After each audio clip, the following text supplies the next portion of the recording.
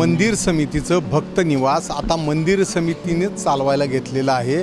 यासाठी इथली जे भोजनावळ हॉटेल जे होतं तेही मंदिर समितीने ताब्यात घेतलेलं आहे। पूर्वी ज्यांच्याकडे हा ठेका दिला होता त्यांच्याकडून फार मोठ्या प्रमाणात भाविकांची लुटमार होत असल्याची तक्रारी माध्यमांनी दाखवल्यानंतर आता मंदिर समितीने स्वतःच हे हॉटेल चालवायला घेतलेले आहे। अतिशय माफक दरात म्हणजे 100 रुपयाप्रमाणे प्रत्येकाला भोजन या इथं मिळणार आहे। वर्षाकाठी जवळपास 3 लाख भाविक इथं येत असतात।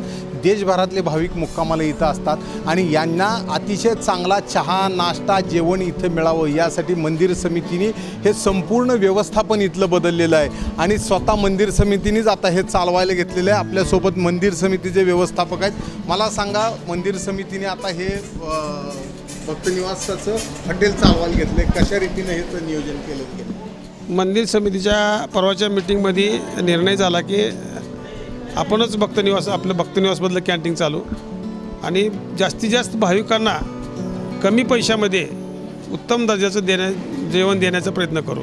त्या पद्धतीनं आम्ही त्यांच्या सूचनेनुसार आमचे कर्मचारी सगळे मंदिरातले बाहेरचे इतरचे कर्मचारी घेऊन आम्ही कालपासून ह्या कॅन्टीनची सुरुवात केलेली आहे आणि अतिशय चांगला प्रतिसाद या कॅन्टीनमध्ये मिळत आहे। क्षेत्र आपण चालवत आहे त्याच दर्जाचं सगळं इथं मिळणार, त्याच्यापेक्षा सुंदर जेवण इथं मिळणार आहे। काय दरातही खूप मोठा हो, इथं आम्ही 100 रुपयाच्या दरामध्ये उत्तम प्रकारचं जेवण देण्याची आम्ही व्यवस्था केलेली आहे आणि सकाळी नाश्त्यामध्ये पोहे उपीट शिरा दूध कॉफी चहा बिस्लरची बाटली हे अल्प दरामध्ये आम्ही भाविकांना देण्याचा प्रयत्न करत आहोत। अशा रीतीनं भाविकांना अतिशय स्वस्त दरात सर्व मिळावं यासाठी मंदिर समितीचा प्रयत्न आहे आणि त्यामुळं मंदिर समितीच्या भक्तनिवासाचं कॅन्टीन मंदिर समितीने चालवायला घेतलेलं आहे। याचा फायदा वर्षभरात येणाऱ्या 3 लाखापेक्षा जास्त भाविकांना मिळणार आहे आणि पूर्वी जे दुप्पट तिप्पट दराने इथं पैसे आकारले जात होते ते अतिशय माफक दरात आता दर इथं आकारला गेलेला आहे।